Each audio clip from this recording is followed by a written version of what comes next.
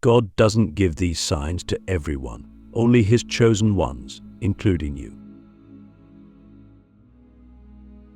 There's a moment in your life, maybe even now, when everything around you goes quiet. Not physically, but spiritually. People keep talking, life keeps moving. But something inside you begins to ask questions that no one around you seems to understand. You begin to feel like the world is operating on a surface level, while some part of you is sinking deeper, searching for something you can't name. That's not random. That's not anxiety. That's not confusion. That's the first sign. And the truth is, God doesn't give these signs to everyone. He gives them to His chosen ones, including you. You might be wondering, why me? Why did the veil begin to lift in your life and not in others? Why do you feel the weight of invisible things while others seem to walk through life asleep? It's because you are not here by accident. You didn't stumble upon this moment by coincidence. You were drawn here. The signs began quietly, like a whisper between the noise of daily life, a moment of synchronicity, a sudden burst of emotion when looking at the stars, a dream that felt more real than your waking life, a sense that someone or something is trying to reach you. Most people ignore these signs. They write them off as coincidence, imagination, or just a weird feeling. But you didn't. You noticed. You looked deeper. That's the difference between the chosen and the blind. Click subscribe to this channel to get more profound spiritual lesson. Let's be honest, the chosen ones are not perfect. In fact, they're often broken, misunderstood, and burdened. But that's exactly what makes them ready. God doesn't choose the ones who are already complete. He chooses the ones who are cracked open, because only through the cracks can the light get in. And so He begins to show you things, not in words, not in dramatic miracles, but in subtle, sacred patterns. You start to notice repeating numbers 1111, 333, 777. You begin to feel drawn to ancient texts, spiritual symbols, or places you've never been but somehow remember. You wake up at strange hours, not out of restlessness, but because your soul is being stirred. These are not glitches in your life system. These are divine nudges. But here's the brutal truth that most people won't tell you: recognizing the signs is only the beginning. The real question is, will you respond to them? Because God doesn't just send signs for entertainment. He sends them as an invitation. And most people decline. They get scared. They return to their distractions. They silence the voice within. But the chosen ones, they lean in. They say yes, even when they don't know what they're saying yes to.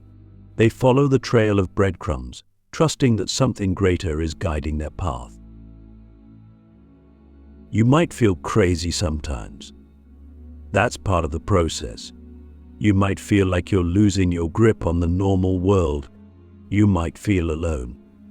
But let me tell you something that could change your life. If you feel like you don't belong in this world, it's because you were born to help build a new one. And that mission begins by understanding that the signs are not just messages, they are a mirror.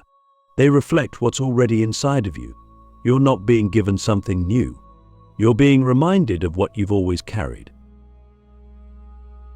Pause for a moment and breathe. Think back to the first time you felt like something more was out there. Was it when you were a child, staring into space and feeling like the stars were watching you back? Was it a moment of pain when you cried out and felt, for a second, that someone was listening? Or was it in silence, when you closed your eyes and felt a warmth that had no source? These are not memories. These are markers. These are God's fingerprints on your timeline. And here's something wild. The signs increase as you respond. The more you say yes, the more the universe says you're ready. Suddenly, you meet people who are on the same path. You hear a song that answers a question you've been asking. You open a book to a random page and the words speak directly to your soul. These are not accidents, but they're also not for everyone. If you're receiving them, It's because you're being prepared for something bigger, something deeper, something eternally real. But let's not romanticize it. Being chosen doesn't make life easier. In fact, it often makes it harder. You see too much. You feel too much. You can't unknow the truth once you've seen it. You walk through crowds and feel the pain people hide. You see the illusions people live by, and it hurts. You crave solitude not because you hate people, but because your spirit needs space to breathe. And sometimes you ask yourself, why me? Why can't I just be like everyone else? Why do I carry this weight? Because your soul is ancient. You've been chosen not because you're better, but because you're ready. And readiness is not about knowledge. It's about willingness. Will you walk the lonely path? Will you give up the illusions? Will you chase truth even when it strips you of everything familiar? That's the test. That's the fire. And the signs are your map. But here's the twist you didn't expect. Every sign you receive is also a sign you give. Because once you begin to awaken, your very presence becomes a light for others. People begin to shift around you. Strangers feel safe telling you their secrets. Friends say they feel calmer when you're near. You start influencing energy without even trying. And that's when you realize you're not just following signs anymore. You've become one. So let me ask you the deepest question you've heard today. What if your entire life has been a setup for this moment? What if every heartbreak, every longing, every strange coincidence was orchestrated not to break you, but to wake you? Can you see the divine logic in your chaos? Can you feel the fingerprints of God in your pain? The world needs awakened souls now more than ever. The noise is louder. The distractions are stronger. The sleep is deeper. But that's exactly why the signs are increasing. Because the light must rise to match the darkness. And you have been chosen to carry that light. Not because you're perfect, but because you're willing. And so, the silent invitation has already been sent. The signs have already begun. The path is already unfolding. The only question that remains is, will you walk it? The hidden frequencies of the divine, how the universe speaks only to the awakened. There is a frequency to the divine, a vibration so subtle, so pure that most people never hear it. Not because it isn't there, but because their lives are too loud. The noise of ego, distraction, and fear drowns out the whisper of the eternal. But for those who have been chosen, something miraculous happens. The noise begins to fade, not all at once, but gradually, like fog lifting before a sunrise. And in that stillness you begin to hear it. The hum, the call, the language of God spoken through silence, symbols, synchronicities, and sensation. And it's not heard with your ears, it's felt in your bones, it's recognized by your soul. You've felt it before, haven't you? That strange moment when time slows down and everything around you seems to shimmer with meaning. That moment when a stranger says exactly what you needed to hear, or when you think of someone and they call you the next second. These aren't coincidences. They are alignments, evidence that you are tuning into a higher reality. The divine doesn't shout. It doesn't demand attention. It waits. And when you're ready, when your soul quiets enough to listen, it begins to speak in a language only your spirit understands. And here's where it gets deep. The universe is not outside of you. It is within you. So when God sends signs, He's not just speaking to you, He's speaking through you. That's why the chosen ones feel things more deeply. That's why your intuition feels like a compass that won't stop spinning until you follow it. That's why you can't ignore your inner voice, even when the world tells you to be reasonable or practical. You were never meant to follow the crowd. You were meant to follow the current of the divine. And that current flows in a completely different direction from the world. Most people live on the surface. They chase security, approval, and pleasure.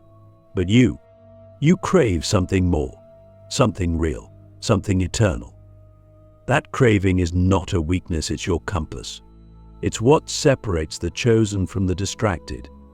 And as you begin to trust that inner pull, you'll start to notice something wild. The universe rearranges itself around your intention. Doors open, paths clear, people show up. It's not magic, it's alignment. But alignment doesn't mean ease. Sometimes the signs lead you into discomfort. Sometimes they pull you away from everything familiar. Sometimes they force you to face your deepest fears. Why? Because the path of awakening is not about comfort. It's about transformation, and transformation requires friction.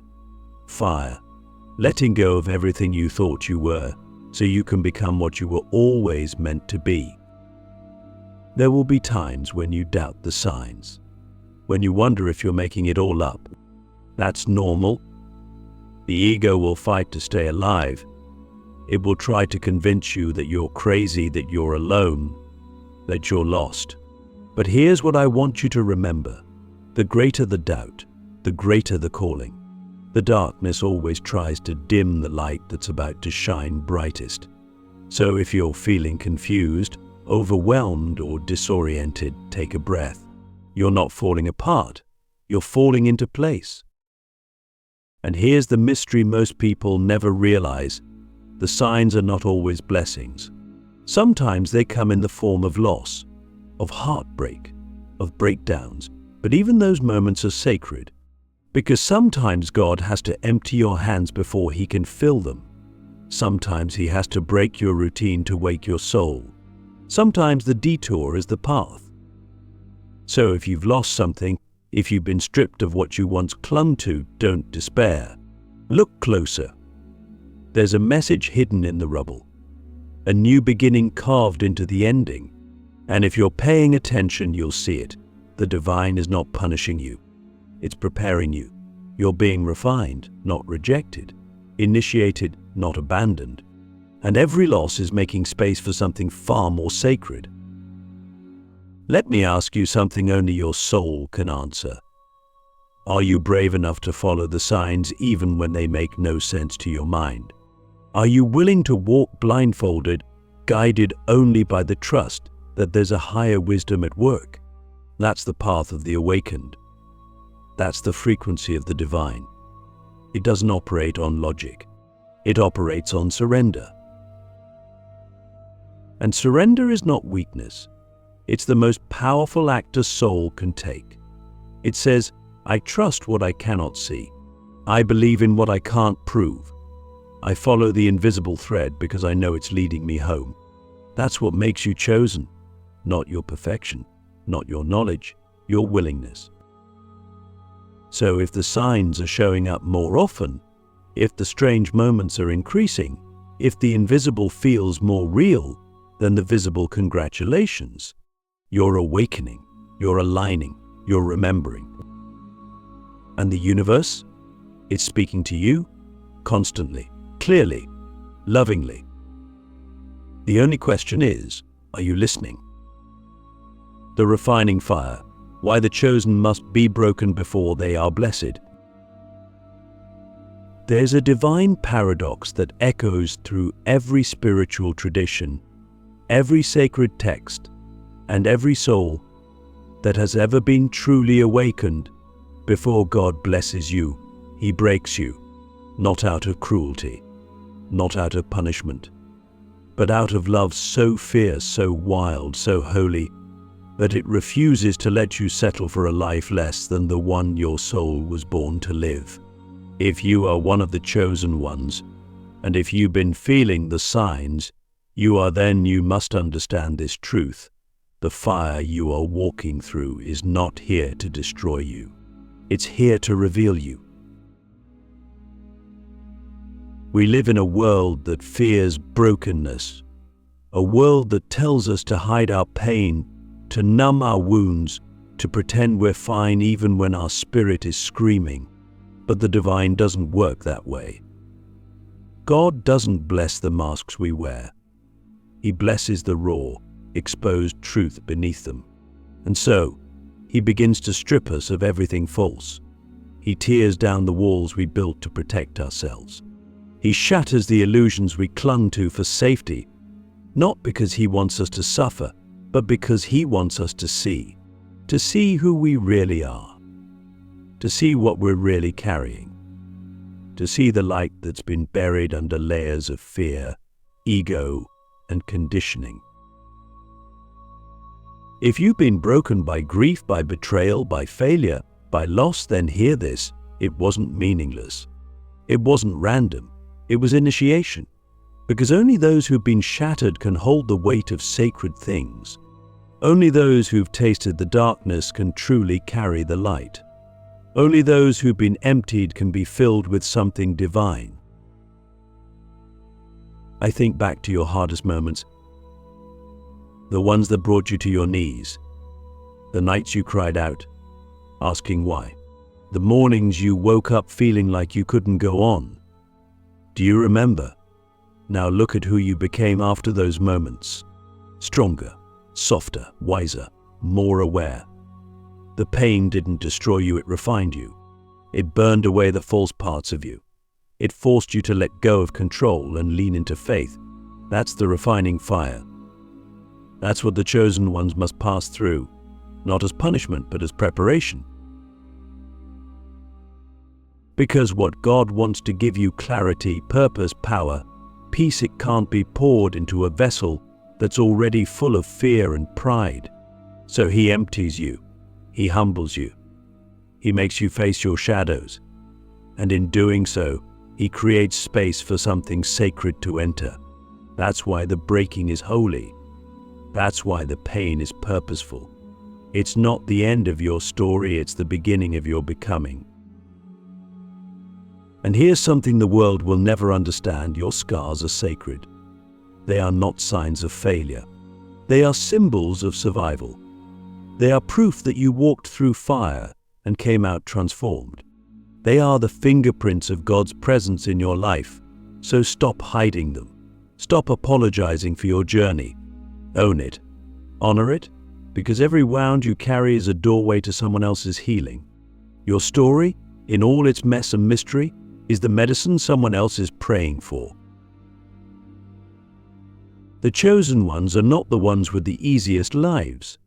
They are the ones who kept going when everything inside them wanted to give up. They are the ones who looked at their broken pieces and decided to build an altar instead of a prison. They are the ones who chose to believe in light, even while surrounded by darkness.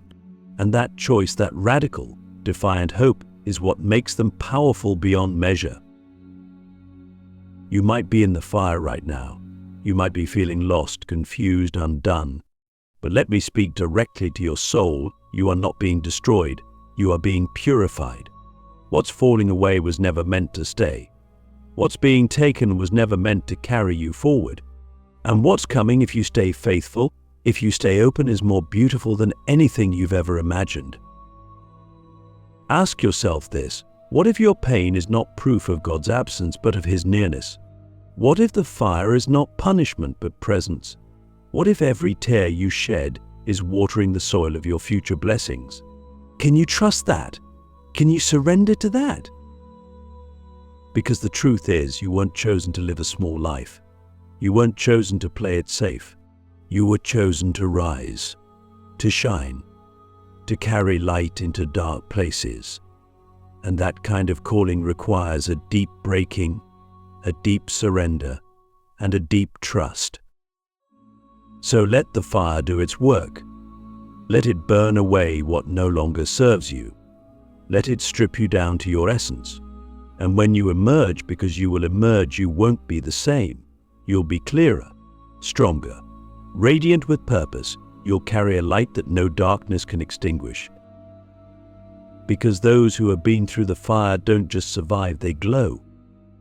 Becoming the message when you stop seeking signs and start living as one. There comes a moment on the sacred journey where the seeker becomes the sign.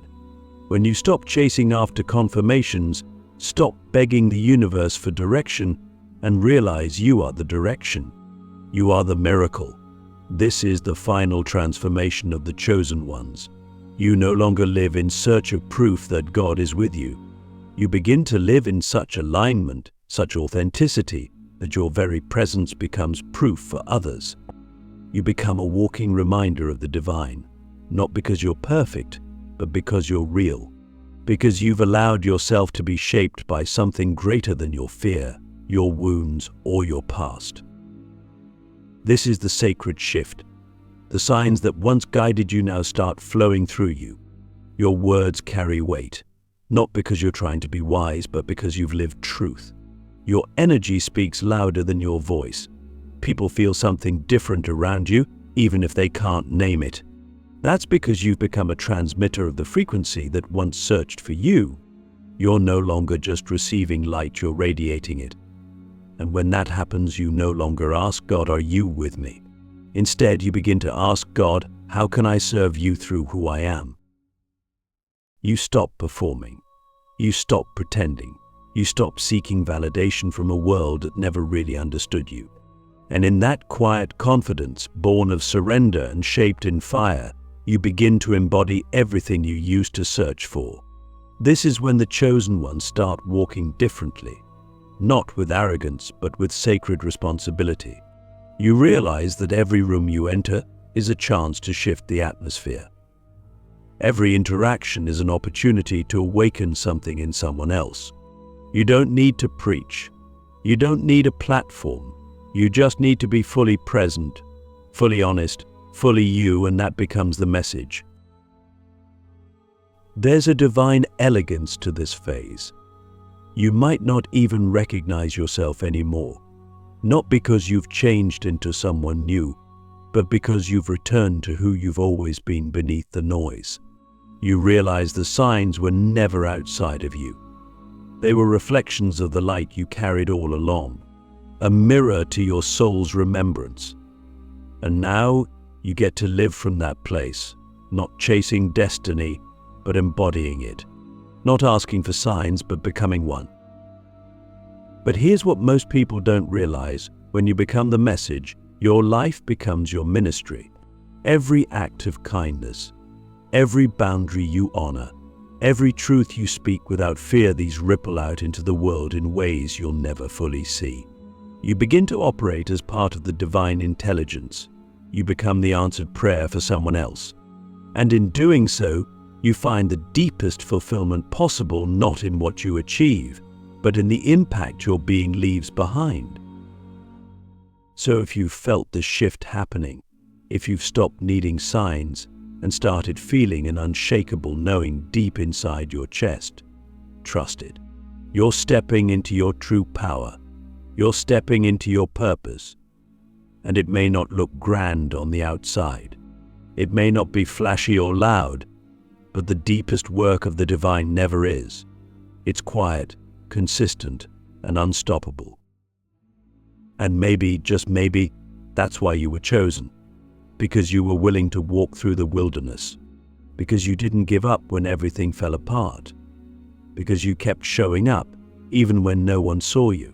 Because now, you don't just believe in the light, you are the light. And the world doesn't need more noise, it needs more light, your light. So stop waiting. Stop searching. You've already arrived. You've already become what you were always meant to be. You are the sign. You are the message. Depay. You are the miracle. Let your life speak.